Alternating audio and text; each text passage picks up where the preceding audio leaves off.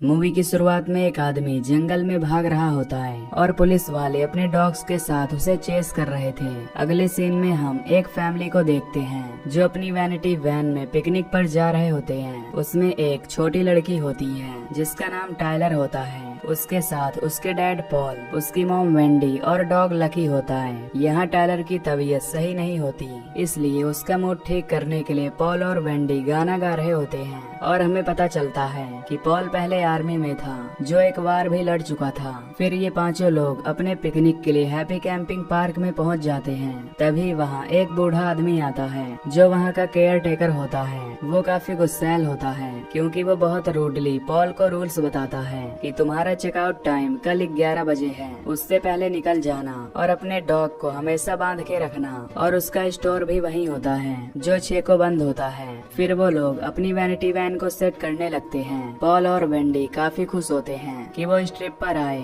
Paul Wendy से कहता है कि इससे उनके बीच बॉन्डिंग बढ़ेगी और टाइलर भी ये फैमिली टाइम एंजॉय करेगी। फिर पॉल और वेंडी वैनिटी वैन सेट करते हैं। पॉल फिशिंग रॉड रेडी कर रहा होता है और वेंडी उस स्टोर में कुछ सामान लेने जाती है। उसे उस स्टोर में ज्यादा कुछ नहीं मिलता पर काम चलाने लायक सामान मिल जाता है। इधर पॉल वहाँ कुछ काम से जा रहा होता है। तभी उसे वहाँ पर एक लड़की पूल में नहाती हुई दिखती है। पॉल उससे अट्रैक्ट हो जाता है। फिर वो लड़की बाहर निकलती है और पॉल अब पूरा नर्वस हो जाता है। वो लड़की उसे कॉम्प्लीमेंट भी देती है कि नाइस हैट, पर पॉल बात आगे नहीं बढ़ा पा रहा होता। वो लड़की अपना नाम मिरांडा बताती है। पॉल उसे अपने यहाँ डिनर पर इनवाइट करता है तो मिरांडा कहती है कि पॉल को उसके हस्बैंड को भी इनवाइट करना पड़ेगा। तो पॉल कहता है कि मेरी वाइफ तुम्हें अकेले आने भी नहीं देगी और वो दोनों हंसने लगते हैं। इसके बाद पॉल टेबल सेट करने लगता है और वेंडी भी स्टोर से आ जाती है। पॉल टाइलर को आवाज देता है कि जल्दी चलो, लेट हो रहा है।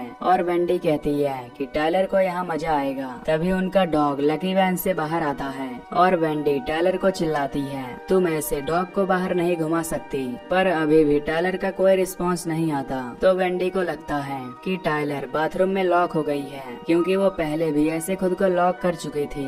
वेंडी अंदर जाती है तो टाइलर अंदर नहीं होती। वो दोनों उसे बहुत ढूंढते हैं। पॉल को यकीन ही नहीं होता कि टाइलर सच में मिसिंग है। उसे लग रहा था कि टाइलर बस हाइड एंड सीक खेल रही होगी। पर जब इतना ढूंढने पर टाइलर नहीं मिलती तो वो लोग पुलिस कंप्लेन करते हैं। फिर जब यहाँ पुलिस आती है तो पॉल और वेंडी को पता चलता है असल में शुरुआत में जो आदमी भाग रहा था वो एक जेल से भागा हुआ क्रिमिनल था और वो इस एरिया में कहीं था जिसके पास एक गन भी थी। ये सुनकर पॉल और वेंडी बहुत घबरा जाते हैं कि कहीं टाइलर को उसी ने ही ना किडनैप किया हो। रात में पुलिस रेस्क्यू ऑपरेशन शुरू करती है। शेरिफ पॉल और वेंडी को वैन में ही रुकने बोलते हैं ताकि अगर टाइलर वापस आई तो वो लोग वहाँ रहें। पर वेंडी पॉल को बोलती है कि हम ऐसे हाथ पर हाथ रख के नहीं बैठ सकते। पर उन्हें पता था कि अगर वो बाहर निकले तो पुलिस वाले उन्हें रोक देंगे, इसीलिए वो दोनों किसी तरह छुपकर वहाँ से निकलते हैं। पॉल और वेंडी जंगल में चले जा रहे थे तभी उन्हें एक पत्थर के पास आग जली हुई दिखती है और उसके साइड में एक आदमी सोया होता है।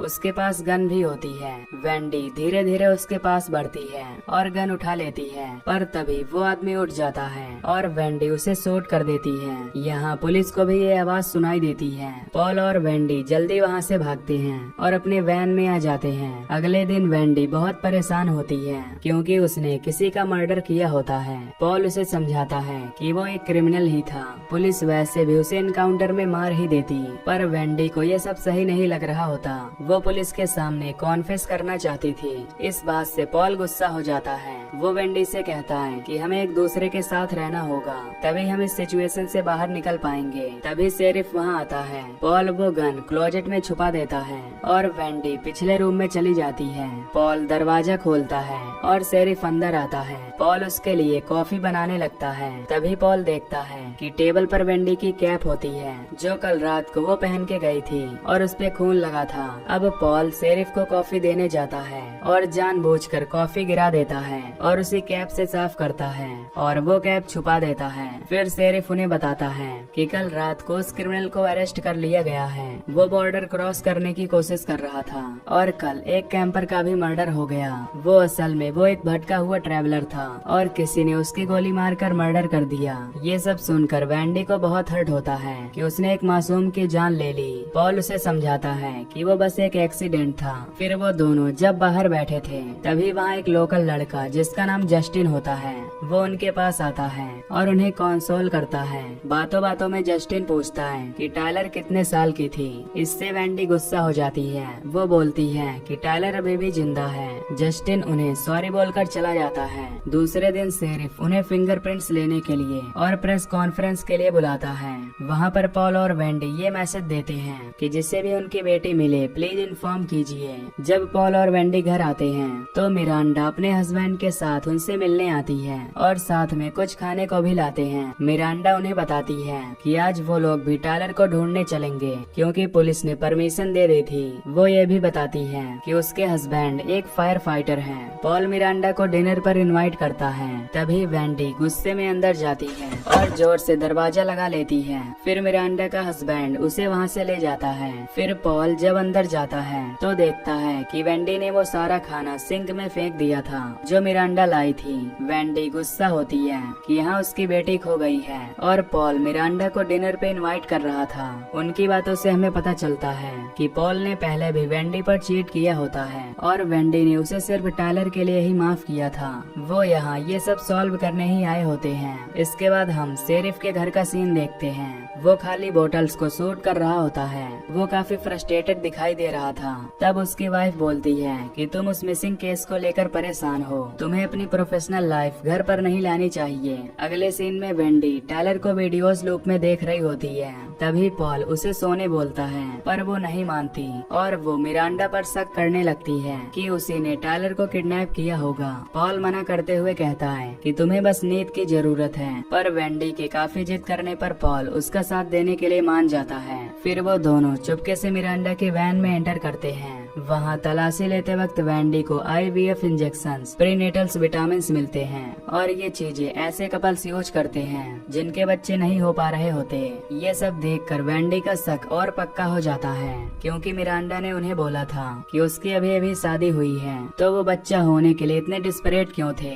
इससे वैंडी और पॉल सोचते हैं कि मिरांडा और उसके हस्बैंड एरिक ने ही टायलर को किडनैप कर लिया है। फिर वो दोनों वहाँ से निकलते हैं। तभी उन्हें रास्ते में एरिक और मिरांडा दिख जाते हैं। तो वैंडी मिरांडा को बताती है कि वो दोनों कल लेक में टायलर को ढूंढने जाने वाले हैं और वो उन्हें साथ चलने का बोलती है। मिरांडा और एरिक साथ आने के लिए मान जाते हैं। अगले दिन सुबह वैंडी और पॉल डॉग पर पहुंच जाते हैं। ये तीसरा दिन होता है जब से टायलर मिसिंग थी। असल में इनका प्लान था कि ये मिरांडा और एरिक के साथ टाइम स्पेंड करके उनसे सच निकलवा लेंगे और पुलिस कंप्लेन कर देंगे।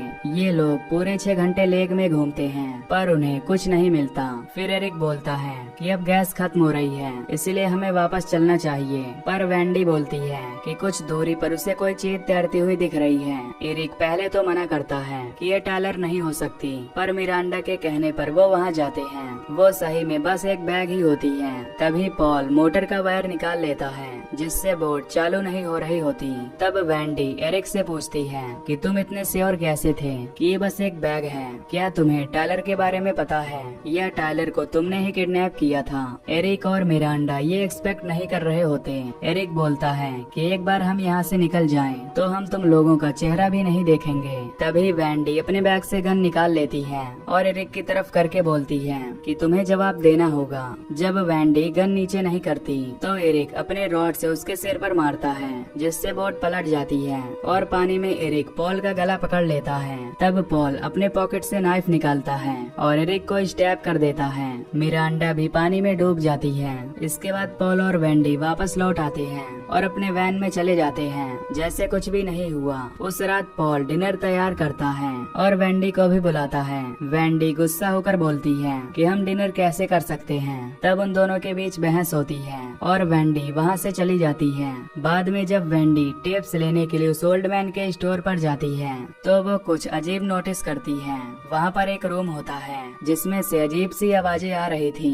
जब वो रूम नॉक करती है तो उसमें से वो ओल्ड मैन बाहर आता है। वो आदमी गुस्से से उसकी तरफ देखता है क्योंकि तब स्टोर बंद था। फिर आधी रात को जस्टिन वैंडी के पास पास आता है उसे चॉकलेट देने के लिए, और वो काफी वियर्ड बिहेव कर रहा होता है, इसलिए वेंडी उसका पीछा करती है। तो वो ये देख के शॉक हो जाती है कि जस्टिन अपनी वैन में बैठकर ड्रग्स ले रहा होता है। अगले दिन पॉल की आंख वेंडी के चीख से खुलती है, तो वो बाहर जाकर देखता है तो उनके डॉग लकी को किसी ने मार दिया होता है। वेंडी जस्टिन पर ही शक कर रही होती है क्योंकि वो नशे में घूम रहा था। इधर पुलिस को एरिक की बॉडी भी मिल गई थी, पर मिरांडा का कुछ पता नहीं लग पाया था। पुलिस जस्टिन को इंट्रोगेशन के लिए भी बुलाती है, पर वो कुछ नहीं बोलता। इन सब बातों से परेशान होकर वेंडी बहुत सारी स्लीपिंग पिल्स खा लेती है, जिससे उसे हॉस्पिटलाइज्ड किया जाता है। शेरिफ जॉन भी वहाँ पहुँचते हैं और उन दोनों को एक काउंसलर से मिलने के लिए कहते हैं। उस रात वेंडी वो टेप्स रिटर्न करने के लिए उस ओल्ड मैन के स्टोर पर जाती है।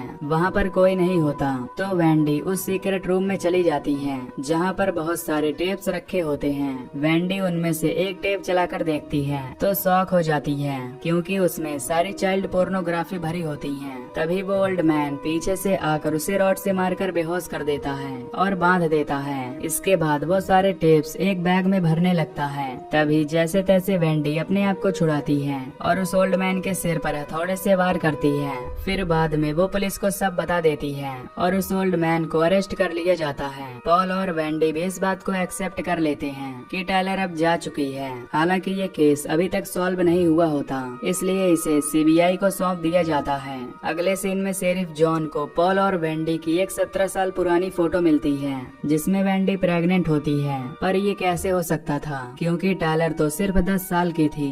जिससे अब पुलिस पॉल और वेंडी का बैकग्राउंड चेक करती है तो उन्हें पता लगता है कि एक्चुअल में टायलर 7 साल पहले ही एक ट्रिप के दौरान पानी में डूबकर मर गई थी और पॉल और वेंडी ये चीज एक्सेप्ट नहीं कर पा रहे थे। उन्हें अभी भी टायलर दिखती थी और उस दिन अचानक से उन्हें टायलर दिखना बंद हो गई। तभी एरिक के पोस्टमार्टम की रिपोर्ट आती है और उसके बॉडी पे जो बाल मिला था उसका डीएनए पॉल से मैच कर गया था। ये सच जान वहाँ से निकल जाते हैं। उन्होंने ये भी एक्सेप्ट कर लिया था कि टायलर उनके साथ नहीं है और इसी के साथ ये मूवी यहीं पर एंड हो जाती है।